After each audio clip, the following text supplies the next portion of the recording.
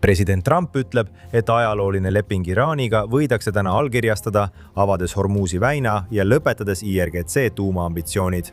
Kuid kuna Teheran juba seab selle teadaande kahtluse alla, kas leping tegelikult ka sünnib ja kui sünnib, siis mis seal tegelikult sees on? Me selgitame kõike, mida teame ja mis jääb tänases Jeruusalemma minutis endiselt saladuseks.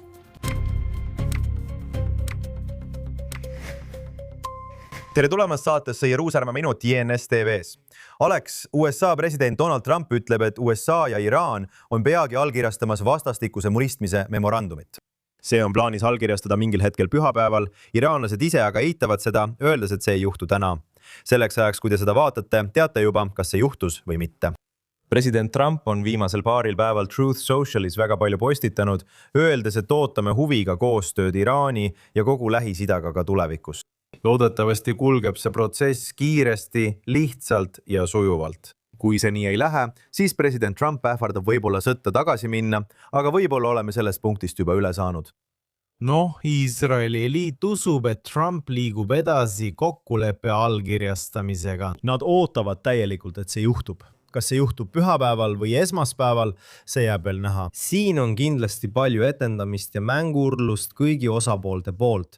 Igaüks tahab näidata, et just nemad on selle allkirjastatava kokkuleppe võitjad. Aga Iisrael mõistab, et Donald Trump on siin oma otsuse juba teinud ja kavatseb ametlikult allkirjastamisega edasi minna. See tuleb pärast nädalaid ja nädalaid kestnud edasi-tagasi arutelusid. Nägin mingit CNN-i raportit, kus näidati, et Donald Trump oli öelnud umbes 37 korda, et olete kohe kokkuleppele jõudmas alates relvarahust.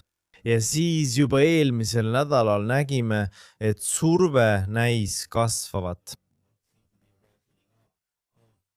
Nägime Apache helikopteri alla tulistamist. Nägime vastulööke ja siis suuri ähvardusi võtta üle Kargi saar ning naasta sõjalise tegevuse juurde. Ma arvan, et paljud inimesed Iisraelis arvasid pärast seda väikest vooru, kus Iraan saatis Iisraeli 24 ballistilist raketti. Ja Iisrael vastas, et Trump kaotab kannatust. Ja me hakkame naasma sõjalisse konflikti, otsesesse sõjalisse konflikti Ameerika Ühendriikide ja Iraani vahel. Mida me nüüd näeme, on see, et tegelikult see puhkenud konflikt lõi tõenäoliselt tingimused, mis sundisid iraanlasi tunnistama, et nad olid protsessi nii kaua kui võimalik venitanud. Ja kui nad tahtsid vältida Ameerika Ühendriikide õhurünnakute jätkumist, pidid nad nüüd alla kirjutama. Ja tundub, et just see praegu toimubki. Jah, sel nädalal oli 2 päeva, mil Trump ja ameeriklased ründasid Iraani ja siis oli 3. päev, mil Trump ütles, et ta lööb neid veelgi tugevamalt. Ma usun, et see oli tegelikult 3. päev või 4. päev. Ja siis ootamatult viimasel hetkel tühistati kõik. Õige, aga nüüd on küsimus, millest me räägime? Mida nad allkirjastavad, eks? Sa kuulad, et toimub mingi sõja lõpu allkirjastamine. Trump ütleb, et me lõpetasime sõja, aga tegelikult allkirjastatakse 60-päevane relvarahuleping, mis nõuab Hormuzi väina viivitamatut avamist. Aga kõik teised küsimused, eriti need tähtsad, nagu näiteks, mis saab Iraanis olevast rikastatud uraanist, tead mis saab Iraani rahastuses piirkonna terrorirühmitustele, aga ballistilised raketid. Kõike seda arutatakse alles teises etapis, kui seda üldse arutatakse. Nagu suured küsimused vahendajate rahastamise või ballistiliste rakettide kohta, kui neid üldse arutatakse. Me teame, et Trump räägib pidevalt rikastatud uraanist.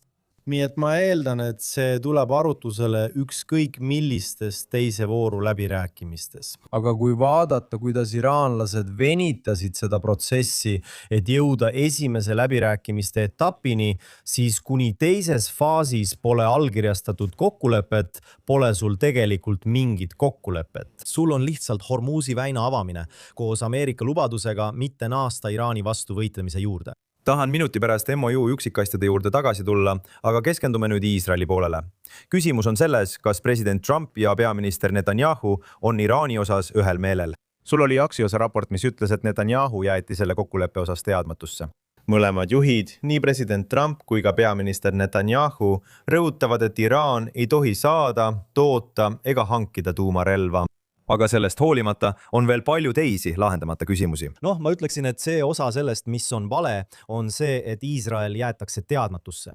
President ja peaminister räägivad praktiliselt iga päev ning võite kindel olla, et ka administratsioonide kõrgemad tasemed suhtlevad pidevalt. Nii et midagi ei juhtu ilma, et teine pool sellest teaks. Veel üks allikate raport, seda sa ütledki, Axios. Kindlasti, aga osa sellest, mida Barack Ravid ja Axios siin raporteerivad, on õige. Selles kokkuleppes ei ole üksmeelt, eks. President Trump tahab seda kokkulepet peamiselt minu arvates sisepoliitilistel põhjustel, et langetada nafta hinda. Jõuda 4 juuli nädalavahetuseni Trumpi 80. sünnipäevapeoni. Maailmameistrivõistlused, minna vahevalimistele kokkuleppega, mitte lasta sellel sõjal venida. Ta tahab öelda, ma ütlesin teile, et see oli kampaania, see ei ole lõputu sõda, see ei ole üks neist, mis see termin on, igavesed sõjad. Aga Iisrael ja Netanyahu ei ole selle kokkuleppega rahul. Nad usuvad, et seni kuni Iraanil on rikastatud uraan maa all, on Iraan ikkagi vaid 1 sammu kaugusel tuumarelva poole tormamisest. Ja Iisraelis usutakse, et kui on tahe, siis leitakse ka võimalus. Täpselt samamoodi nagu Iraan on siiani oma tuumarelva programmi arendanud, kasutades salajasi rajatisi. Need võivad olla kas juba olemasolevad salajased rajatised või Iraan arendab uusi salajasi rajatisi, et rikastada seda uraani. Seega usutakse, et eksistentsiaalne oht on endiselt olemas. Mitte ainult see, sest sa oled sattunud otse täiemahulisse konflikti Iraaniga. Ja see ei olnud ainult Iisrael, vaid ka Ameerika Ühendriigid. Sa oled tegelikult viinud iraanlased lähemale nende soovile tormata tuumarelva poole, sest see on nende lõplik heidutuseks. See on kõige võimsam relv. Nii et Iisraelis on tunne, et nad tegid nende 6 nädala jooksul tõesti palju. Aga seni, kuni see režiim püsib ja rikastatud uraan on alles, ei usu nad, et iraanlased, nagu Trump ütleb, enam ei taha tuumarelva. Oht on endiselt väga suur. Ja et relvarahu, kui üldse midagi, piirab lihtsalt Ameerika Ühendriikide mõjuvõimu ning samuti piirab Iisraeli võimet tegutseda Iraanis, kui nad tunnevad, et nende eksistentsiaalne julgeolek on ohus. Alex, nagu sa ütlesid, see ei ole lõplik tuumaleping. See on esialgne raamistik vaenutegevuse lõpetamiseks. Vaatame neid üksikasju, mida me MOU kohta teame. Iraan võtaks endale kohustuse teatatud üksikasjade järgi. Ma mõtlen, et Iraan võtaks kohustuse takistada tuumarelvade arendamist või omandamist. Leping käivitaks uue läbirääkimiste vooru. Nii et see on alles algus, mille eesmärk on likvideerida Iraani uraani rikastamise võimekus ja tegeleda selle probleemiga.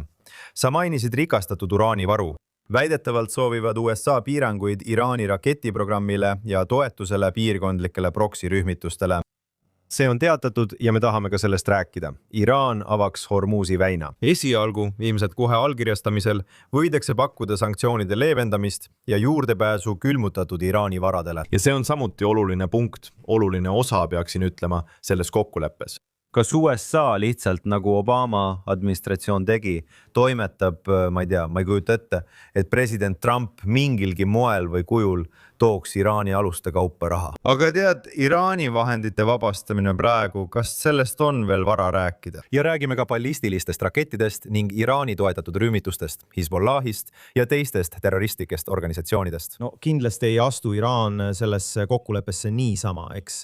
Nad on venitanud läbirääkimisi nädalaid ja nädalaid, nii et ilmselgelt saavad nad seda, mida tahavad. Esimene asi, mida nad tahavad, on elementaarsed garantiid Ameerika Ühendriikidelt, et neid ei pommitata maatasa. See on esimene asi. Aga kindlasti otsivad nad ka raha. Teate, see blokaad, majanduslik blokaad, mille Trump kehtestas, sulgedes Hormuzi väina, kägistas tõesti Iraani režiimi. Ja Iisraelis oli ka tunne, et okei, te ei taha sõjalist kampaaniat jätkata. Hästi. Hoidke majanduslik blokaad peal, hoidke sanktsioonid võimalikult rangelt peal ja võib-olla olete vaid mõne nädala kaugusel selle režiimi kokkuvarisemisest.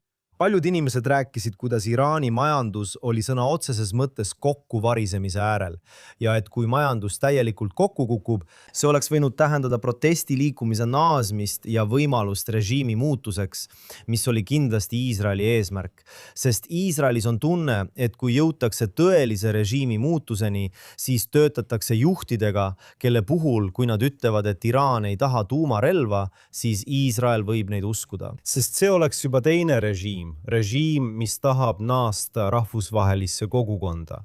Aga siin on tegemist sama režiimiga. Nii et kui räägitakse memorandumis sisalduvatest üksikasjadest, siis mida Donald Trump teeb, ta ei hakka saatma aluste kaupa sularaha, sest ta vaidles vastu tuumarelva hankimise ideele. See oli Barack Obama, kes saatis sularahapakke, aga mida te näete, on mõnede nende karmistatud sanktsioonide leevendamine. Me juba nägime sel nädalal teateid, et Araabia Ühendemiraadid, kelle käes oli kuni $10 miljardit, mis muidu oleks pidanud Iraanile üle kandma, võivad vabastada need vahendid. Ja kus te võite näha ka teisi riike selles piirkonnas, sealhulgas Katari, saatmas raha Iraani, olgu need siis laenud, kingitused või mis iganes need on. Nii et raha on asendatav ja raha saab liikuda erinevatest kohtadest. Nii et tõenäoliselt näete siin, et Iraan võib hakata jälle naftat müüma. See tähendab suurt kapitali ja ressursside sissevoolu, millega Iraan saab tegutseda, mida nad pole selle pikaajalise sõja jooksul tegelikult kasutada saanud enne nende läbirääkimisteni jõudmist. Teiseks on tõenäoline, et vahendeid tuleb ka teistest kohtadest. Need hakkavad Iraani voolama, aga siin räägitakse miljardite dollarite suurest sissevoolust režiimi. Ja ilmselgelt tekib küsimus, mida nad sellega peale hakkavad. Ühelt poolt on tõsi, et on vaja teatud taastamistöid teha. Nende 6 kampaania nädala jooksul toimus Iraanis palju hävingut, aga sul on ka oma käsilased. Sul on eriti Hezbollah ja Houtid. Ja siis on veel potentsiaalne Iraani tuumarelvade poole liikumine. Ma tahan mõne minuti pärast rohkem Hezbollahst rääkida, sest praegu tulevad teated, et Hezbollah jätkab Iisraeli põhjapiiril tulistamist. Jõuame ka Liibanoni juurde. Aga uraani küsimuses Axiose andmetel nõustus president Trump taas, et üks võimalus Iraani uraanikriisi lahendamiseks on varude lahjendamine Iraanis ÜRO inspektorite järelevalve all. Ja me oleme varem näinud, kuidas ÜRO inspektorid on olnud täiesti kas ebakompetentsed või pole neil õnnestunud Iraani tuumaprogrammiga toime tulla. Miks peaksime uskuma, et seekord läheb teisiti?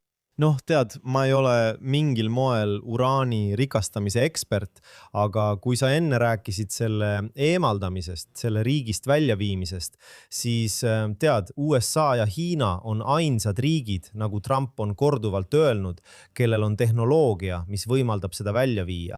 Nüüd sa räägid, ma mõtlen, ja me ei tea nende raportite usaldusväärsust, aga kui sa räägid selle lahjendamisest, siis ma ei tea, kuidas rikastatud uraani lahjendamine käib, eks. Aga ma eeldan, et see on mingi vastupidine protsess rikastamisele, mis ongi selle segamine.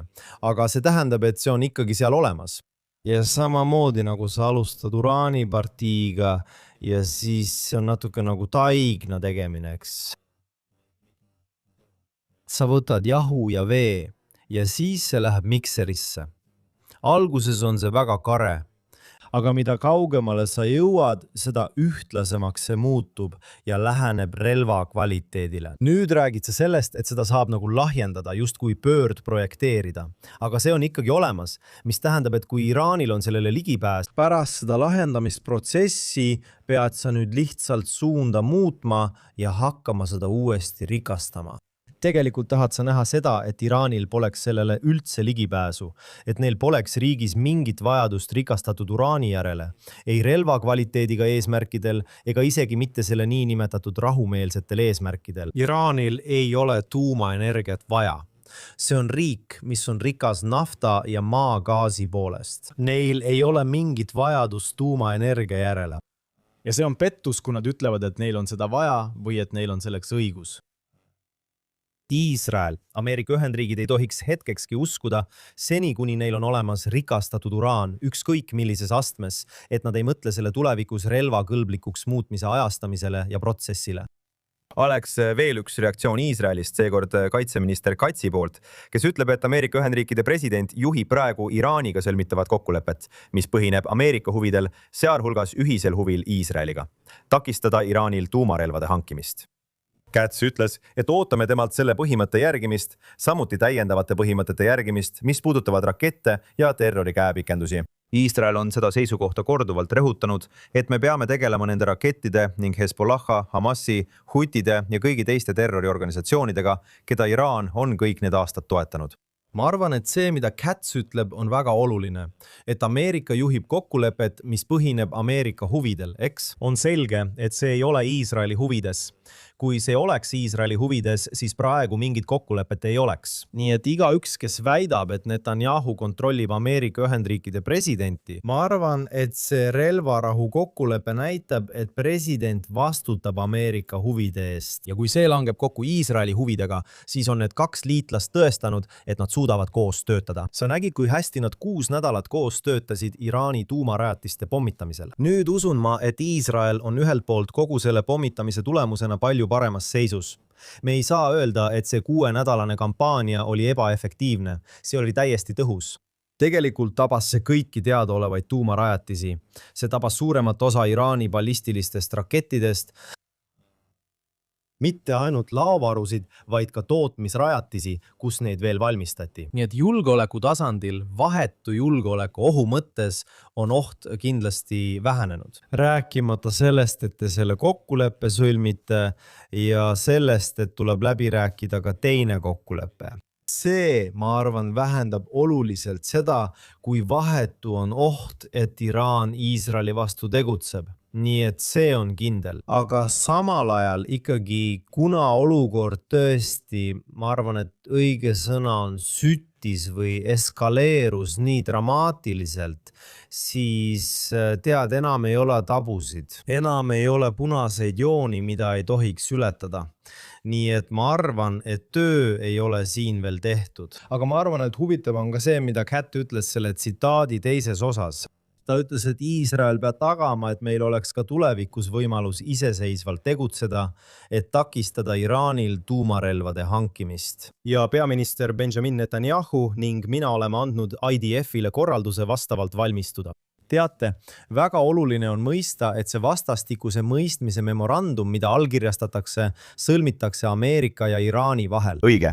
Iisrael ei ole selle leppe osapool mitte mingil moel.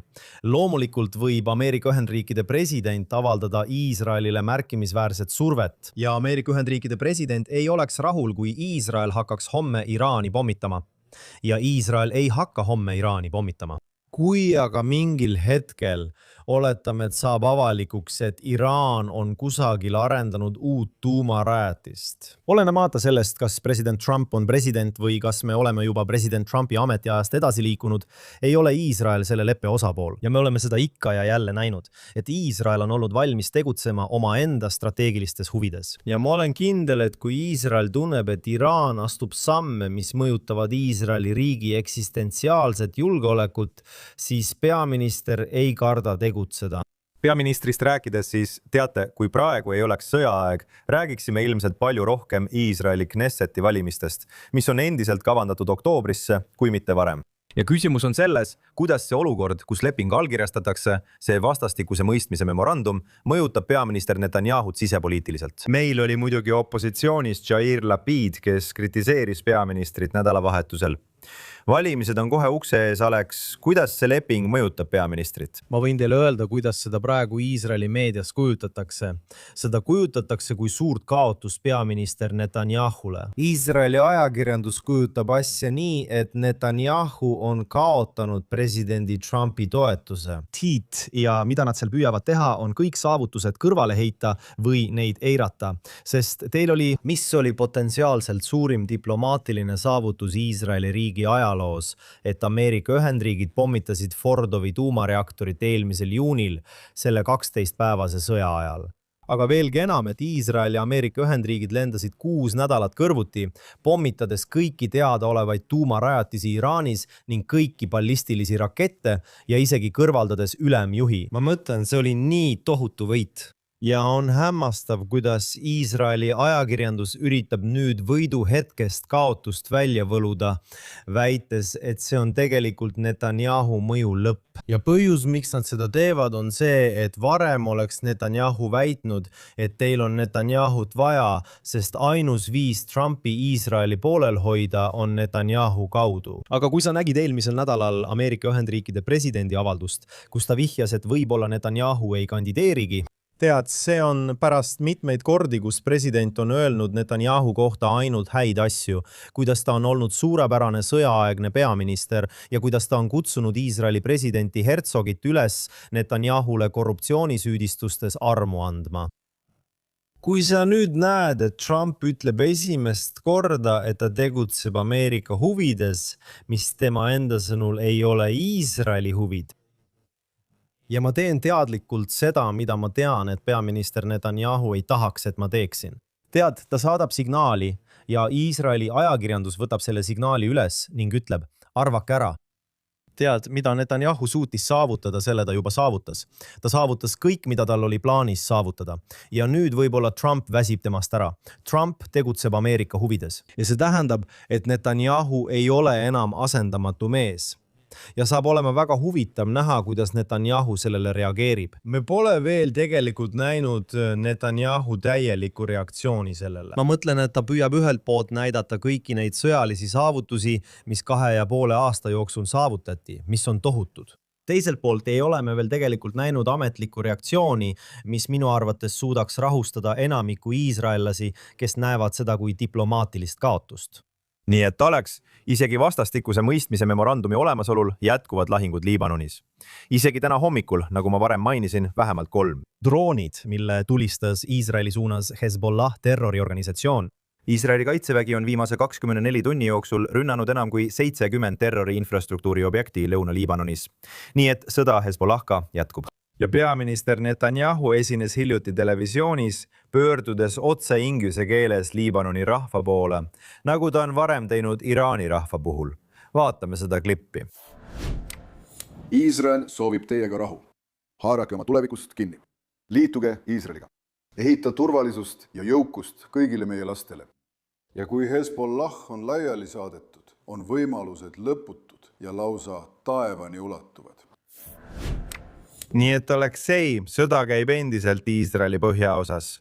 Kas sa arvad, et vastastikuse mõistmise memorandum mõjutab kuidagi olukorda Põhja-Iisraelis ja Hezbollahka? No kindlasti tahab president Trump seda ja ka iraanlased tahavad seda. See on osa läbirääkimistest, et jõuda täieliku relvarahuni Liibanoni ja täpsemad Hezbollahka.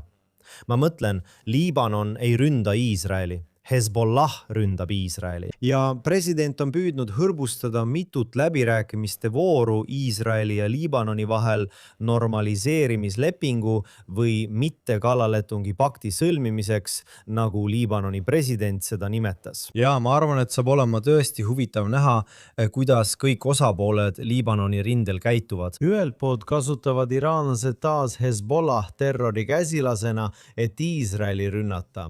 Nüüd nõuavad nad presidendilt, et Iisrael lõpetaks Hezbollah pihtalöömise, kuid samal ajal survestavad nad Hezbollad Iisraeli ründama. Sest nad tahavad mõjutada Iisraeli. Peavad valima selle vahel, kas näida nõrgana või lasta Netanyahul kodumaal väga nõrgana paista. Loobudes aktiivsest rindest, kus Hezbollah ründab endiselt kodurindeid ja Iisrael ei vasta, või Netanyahu ütleb, et me siiski vastame Hezbollah'le. Aga see tähendaks Trumpi vihastamist või potentsiaalselt vastuvõtmist, et rikud vastastikuse mõistmise memorandumi vaimu, eks? Sest alles nädal tagasi kiirendas Hezbollah tulevahetust. Iisrael ütles, et kui te kiirendate tulevahetust, siis me ründame Hezbollah peakorterit Taveas, mis asub Beiruti eeslinnas. Ja siis Iraan ütles, et kui te ründate Beirutit, siis meie ründame teid, eks? Nii et siin on terve ring peal. Ma arvan, et Netanyahu peab praegu väga nutikalt käituma. Ühelt poolt, seni kuni Hezbollah ründab, ei saa neid rünnakuid eirata. Sa ei saa lihtsalt oodata, kuni Iraani või Ameerika Ühendriikide presidendi heakskiidul Hezbollah lõpetab võitlemise. Sa pead reageerima igale rünnakule oma suveräänsel territooriumil, okei? Me ei räägi siin ähvardustest, me räägime aktiivsetest rünnakutest. Druun tabas väga lähedalt ühte maja Shomiti linnas, vaid mõne meetri kaugusel majast, mida sa tead siin nädalavahetusel.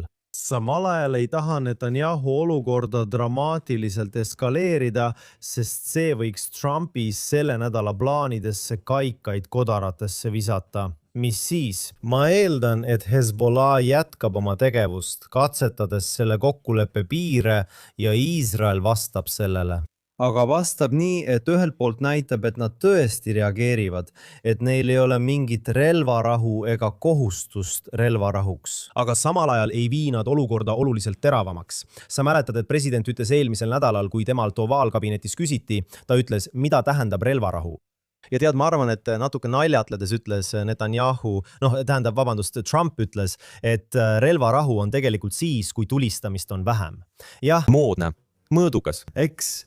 Nii et ma arvan, et sa näed, et Iisrael hoiab võitlust Hezbollahga madala intensiivsusega, vähemalt praegu. Vähemalt kuni see allkirjastamistseremoonia on möödas, millal iganes, kui see toimub sel nädalal ja siis vaadatakse, mida Hezbollah teeb. Kui Hezbollah tõmbub tagasi ja lubab Iisraelil oma rünnakuid vähendada, siis võib-olla näed sellist pehmet väljapääsu konfliktist.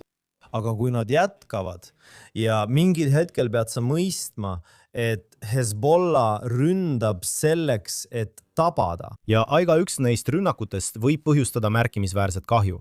Mis piirab seda kahju, on Iisraeli kaitsevõimekus, eks? Teil on raudkuppel, teil on laserid, mis tulistavad droone alla.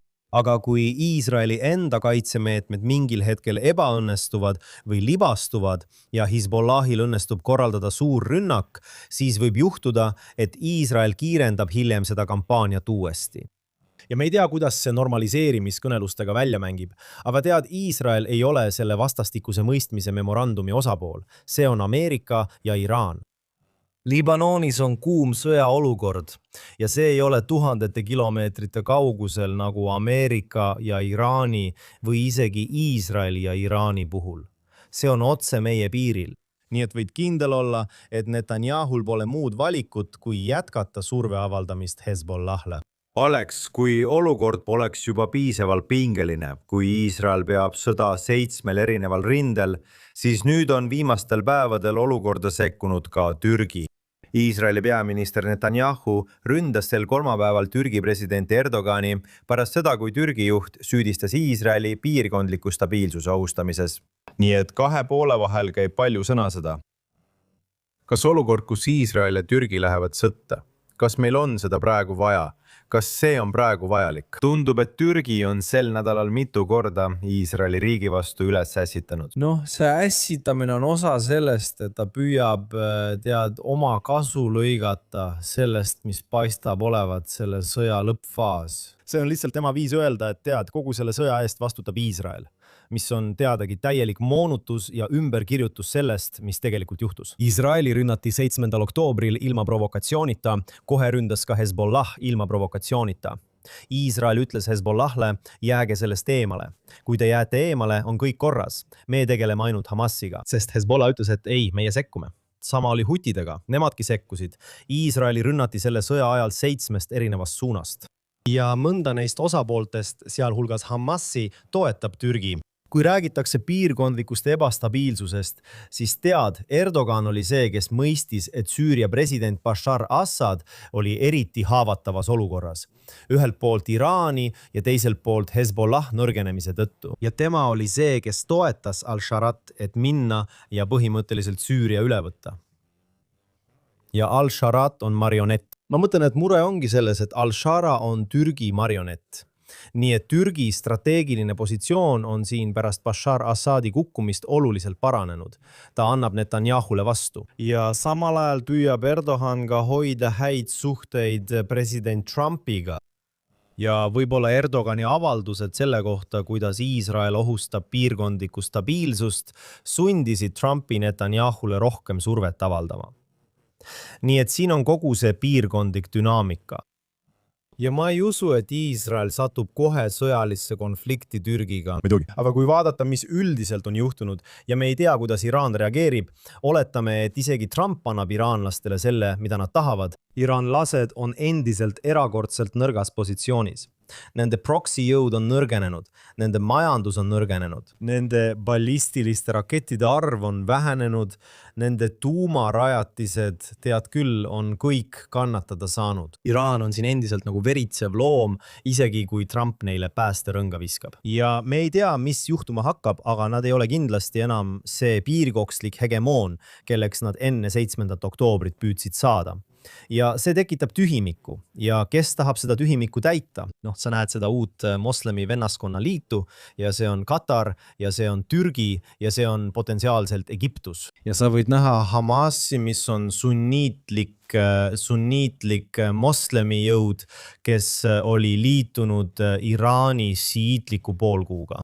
Tead, strateegilistel põhjustel võib see tegelikult liikuda tagasi nihkuda loomulikuma teoloogilise joondumise poole, mis tähendab, et moslemi vennaskonna liikmena seotakse end taas Egiptusega, seotakse end taas Katariga, seotakse end taas Türgiga. Nii et tead, siin on see oht olemas ja ma arvan, et Erdoğani avaldused teevad selgeks, et ta tahab sellesse tühimikku astuda, mille jätab nõrgenenud Iraani mõju, et luua uus sunniitlik telg, mis sisuliselt loob tulerõnga täpselt nagu Iraan tegi Lähis-Idas. Türgi teemal jätkame hiljem, aga ma tahan nüüd edasi liikuda ja ma nimetan seda karmaks. Rahvusvahelise kriminaalkohtu peaprokurör Karim Khan on peatatud kuni liikmesriikide hääletuseni tema saatuse üle. Kohtu juhtorgan teatas, et see otsus tehti pärast uurimist, mis käsitles tema vastu esitatud seksuaalse ahistamise süüdistusi. Khan on see, kes andis välja vahistamismäärused peaminister Netanyahu ja endise kaitseministri Galanti vastu Iisraeli ja Hamasi sõja tõttu. Nii et siin on see prokurör, kes pöördus Iisraeli riigi, meie peaministri ja meie kaitseministri vastu. Ning nüüd on tal endal juriidiline lahing, eks? Noh, ma ei ütleks, et see on karma. Ma arvan, et ta saab lihtsalt selle, mida ta väärib. Aga tead, need süüdistused seksuaalses väärkäitumises olid juba teada enne, kui Karim Khan andis välja vahistamismäärused Netanyahu ja Galanti vastu. Ja kui sa mõtled selle peale, siis see mees Khan oleks niikuinii mingil hetkel nende süüdistuste tõttu peatatud. Ma ei tea, millal see oleks juhtunud. Tead, ma ei ole kursis, kuidas need uurimised välja nägid. Aga järsku näed, et surve Khanile nende seksuaalse väärkäitumise süüdistuste tõttu kasvab. Mida Khan siis teeb? Ta pöördub ümber ja kiirendab kiiresti süüdistuste esitamist Netanyahu ja Golani vastu, isegi ilma edasi minemata. Ja võttes vastu Iisraeli kutse tulla ise uurima, mis Gazas tegelikult toimub. Khan ütleb, mul on aeg otsas. Tiit. Ja seega, mida ma pean tegema, et minu vastu suunatud survet tagasi pöörata, on teha seda, mida kogu rahvusvaheline kogukond minult ootab. Ehk anda välja need vahistamismäärused Netanyahu ja Golani vastu. Nii et ühelt poolt püüab ta tähelepanu kõrvale juhtida. Tal pole samal ajal midagi kaotada. See saab olema tema viimane tegu. Mis siis jääb tema pärandiks? Kas tema pärandiks jääb see, et ta läks ajalukku seksuaalse väärkäitumise tõttu?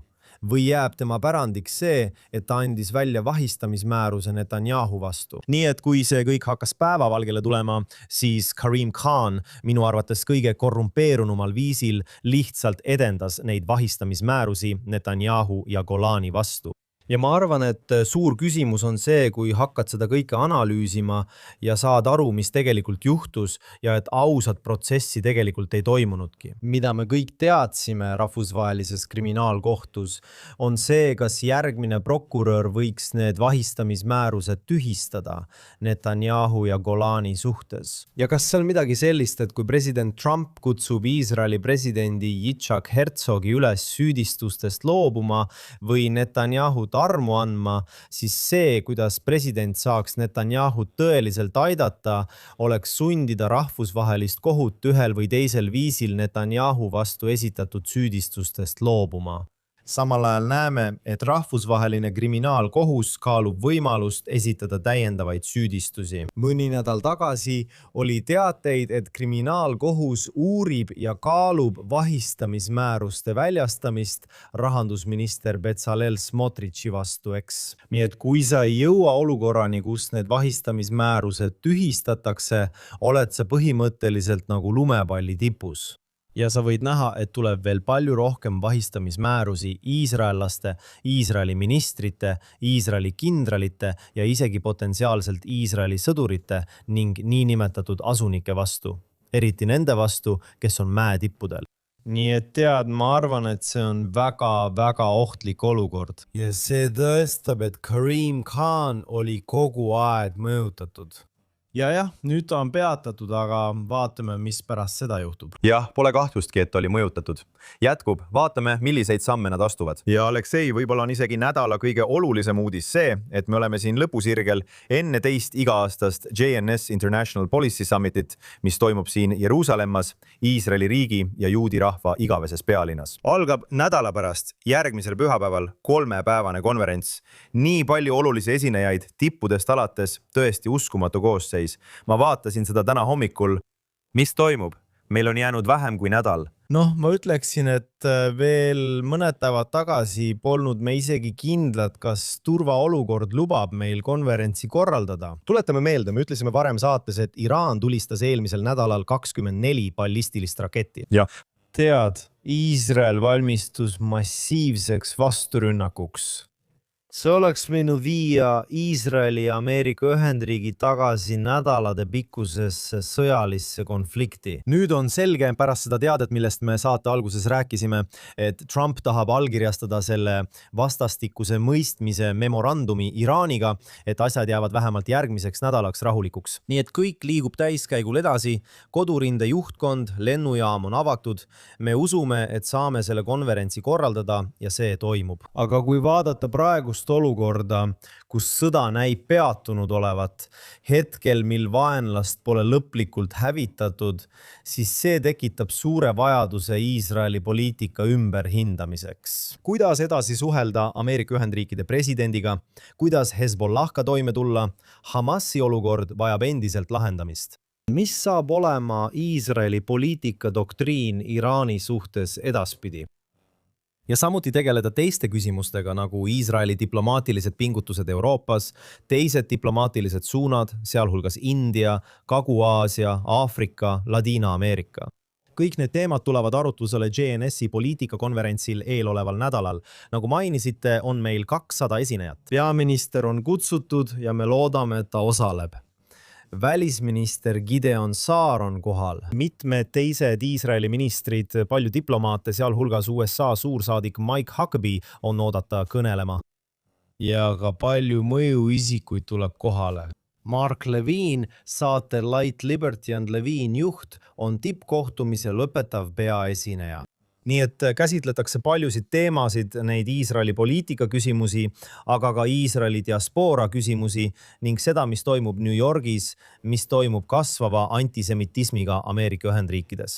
Kuidas see kajastub peavoolumeedias, sotsiaalmeedias ja tehisintellektis? Kõik need teemad tulevad arutusele järgmisel nädalal sellel 3-päevasel tippkohtumisel 21., 22. ja 23. juunil, nii et hoidke end kursis. Kas pileteid on veel alles? Piletid on peaaegu otsas. Tippkohtumisele on juba registreerunud üle 750 inimese. Waldorfi pallisaal ei mahuta isegi 750 inimest. Nii et tead, ma arvan, et meil on siin tõesti viimased piletid alles. Aga seda üritust kantakse ka veebis üle. Peamised plenaaristungid, õhtused plenaarid kantakse otseülekandena üle YouTube'i ja meie kanali kaudu. Ma arvan, et näete ka osa tippkohtumisest kaabeltelevisioonis kanalil I24. Ja palju intervjuusid, mida meie suurepärane videomeeskond konverentsi kõrval teeb, laaditakse samuti üles YouTube'i kanalile päevadel pärast tippkohtumist. Nii et palju sisu toodetakse Waldorf Astorias ja me loodame, et kõik saavad seda kodus vaadata. Ja sina oled seal, palun Jumal, ma olen seal. Nad ehitavad mobiilse stuudio, me viime ülekanded Waldorfi, ootan seda väga. Jaanuse poliitika kõrgkohtumine on tulemas. Rahvusvaheline poliitika kõrgkohtumine toimub nädala pärast, nii et vaadake kindlasti. Sellega on tänane Jeruusalemma minut lõppenud, kohtume tippkohtumisel. Josh Haston siin, JNS-i korrespondent koos tegevjuhi Aleksei Traimaniga. Kindlasti külastage JNS TV-d, et näha kogu seda suurepärast sisu. Soovin tänada inimesi, kes töötavad JNS TV telgitagustes. Andke meile suur tänu, tellige kanal ja külastage gns.org, et saada kogu värskeimad uudised Iisraelist, Lähis-Idast ja kogu juudi maailmast. Kohtume tippkohtumisel. Soovin kõigile suurepärast nädalat. Ja kohtume teiega järgmisel nädalal saates Jeruusalem minut ainult JNS TV-s.